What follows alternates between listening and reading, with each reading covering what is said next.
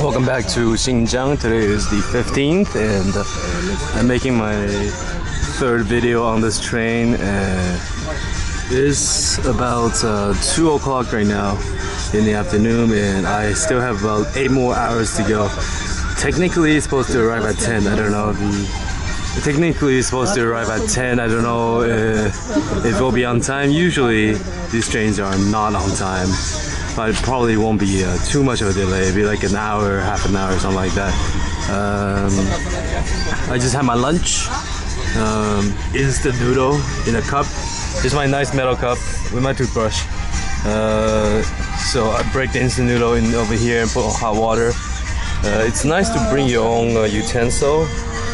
I always I have my chopstick here and my spoon here, so it's very nice to have.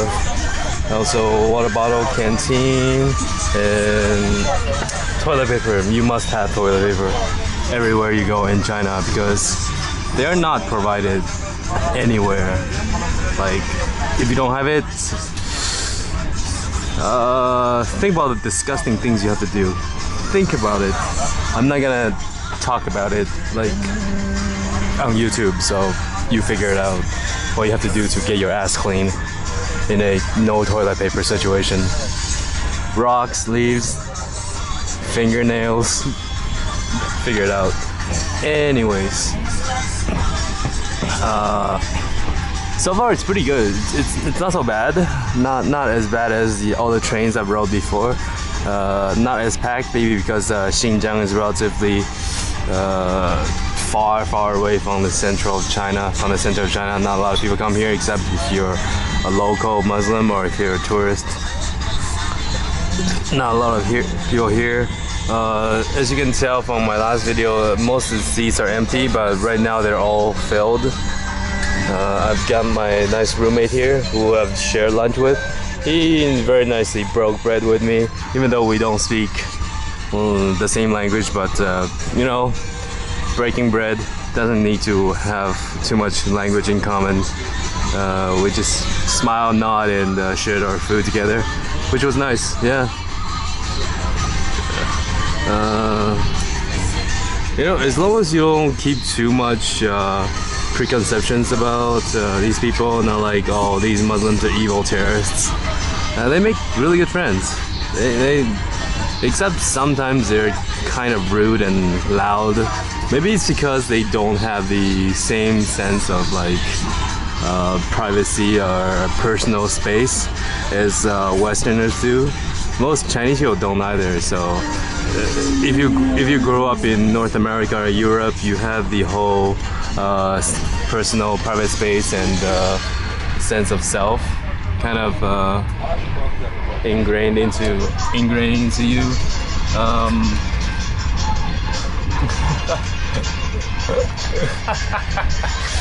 Kompas 吗？啥东西啊？在做影片嘛。影片。直接打电话那就去。对，放到网络上的。kaya kada sanda kan pambayad sa mga放到电脑上的。So as long as you don't, because they don't live the same standard as us, so you don't judge them the same way. If you don't, I mean, it might be annoying, not easy to get used to it at first, but once you get used to it, you know, it becomes a normal thing to, I mean, the train is a public space, and there isn't really a law, you know, a code of ethics, a code of rules about, hey, you shouldn't play that music that loud because, you know, I want to hear it, I don't want to have your cigarette smell, I don't want to hear your music.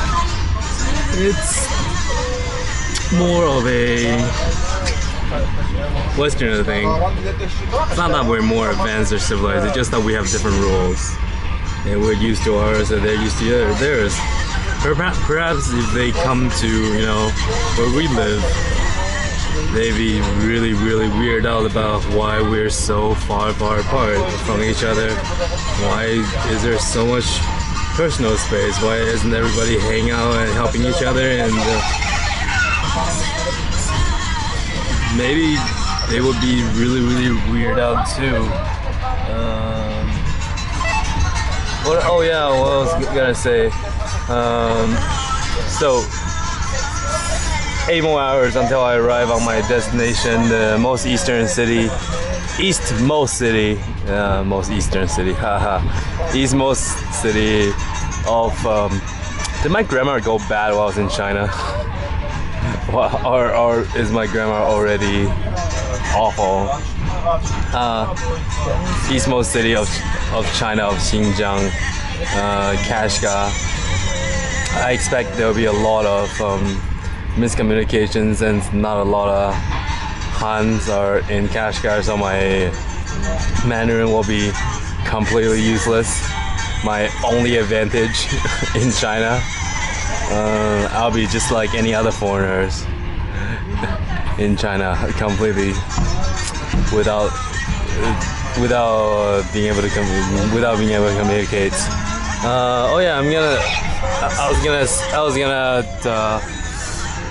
talk to you guys about what happened in Kanas, and I'm gonna do it like this, like a strategy guide, saying, assuming that, you know, once you watch the video you want to go over there, you want to go to Kanas and want to get yourself tortured and killed. Well, not so bad like that, but it was a pretty in a way it was awesome, but in another way it was kind of like self-torturing. Alright, I borrowed the pen from I used up all my pens, so I borrowed the pen from the people on the train. What do I write? I'll go in the front.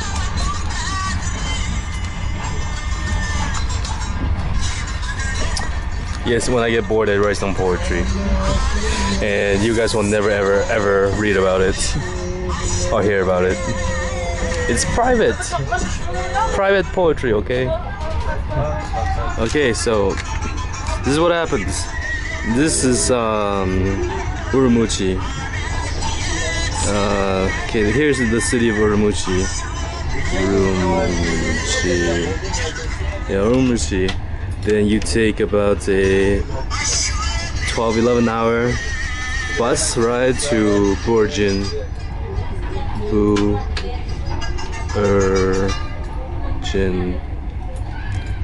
You go to Borjin, then you usually there's two trains.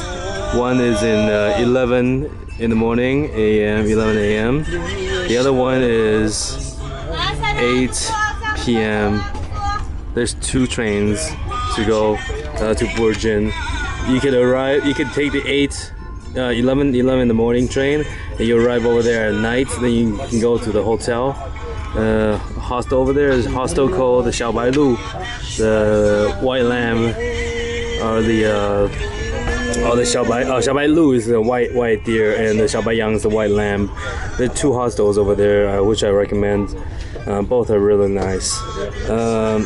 If you take this early train, you arrive over there at night, around 10 or 11, and you could stay overnight and wake up refreshed in the morning, and you continue your trip. Or you could go over there at night, which I don't really recommend. You arrive over there in the morning about 6 or 7, which you will immediately start your trekking, which makes it really tiring, because the sleeper bus are not very comfortable, so you won't get a full night's rest. You will be constantly woken up, told to go to the bathroom, or you'll be constantly, you're basically stuck in a tiny cage, and you'll be really tired when you woke up, and you will just not be comfortable. But on the plus side, you did save 50 yuan. You did save some money on the hotel, on the hostel, so you don't have to sleep overnight at Borjin. So it's up to you guys. 3-hour trip. 3-hour trip. This is the 10-hour trip. 3-hour trip to Jiadeyu. Jiadeyu. You go to, so Jiadeyu is the entrance place. 3-hour trip. You can hire a private driver to drive you over there. You go to Jiadeyu. Jiadeyu is the private entrance, the entrance of the Kanas whole area. So this is the Kanas area. This Jiadeyu is like the entrance place. You buy, you could go over straight to Kanas. Here's Kanas. Let's put Kanas over here. Kanas. So you can go to Kanas straight by car.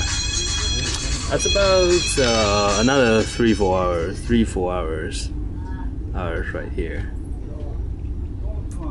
3-4 hours trip. I can go to Hamu. I don't know how long the train ride is over to Hamu.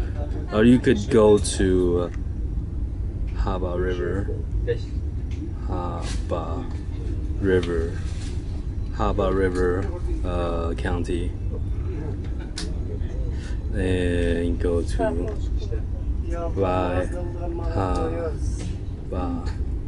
this is the village. So you can go to Haba River County or by Haba. So this is all by solid line is by car. This is by car. Solid lines are by car, and or you could go by dash lines. Dash lines are by foot. So you could go by foot, which takes 2 days. Here's a halfway hostel. That's what we did. We stayed at a halfway hotel, a halfway inn. It's more of an inn. Halfway inn. This is about 35 kilometers of a track. 35 kilometers. So if you can't finish it one day, there's a halfway inn. You can stay over here, and then you travel next to Hamu village. This is a village too. Here's the Black Lake where I made my video. Then from Hamu village you can track for 1 day and 2 days the Black Lake, Heihu, Black Lake. From Black Lake you can travel all the way to Kanas. This is the most difficult part. From Hamu to Black Lake, it's all uphill mountain road, mud road. It's entirely mud. I'm attracting quite a crowd here. I'm attracting quite a crowd. And so this is all uphill. It's really difficult. This is like the warm up. You can finish in 1 or 2 days. This is like a warm up. It's really easy. This is really easy. This is really easy too. It depends on the weather. This is all like lowland forest. This is highland prairie, highland mountain, highland prairie, and I've not tracked over this part. Well, this you can track all the way over here too for 1 day. This is also 1 day. When we got to Kanas, we decided just to go back because we're all really tired out. So we just took the car all the way to Borjin. We took the car all the way to Borjin, and then next day Urumqi.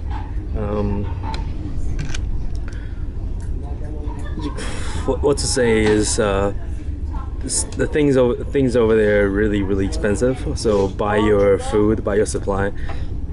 And at Borjin or at Urumqi. Also make sure you bring enough rain gear, waterproof gear, because if you don't have all the rain gear, waterproof gear, you're gonna be really in terrible shape. The weather in the highland is very unpredictable. It could be raining, then instantly sunshine, then instantly go back to raining. It all depends on when the cloud covers the sun. So the temperature could drop like 10 degrees in matters of minutes. So over here we suffered from wind, rain, and even hail. Yeah, we suffered from hail too.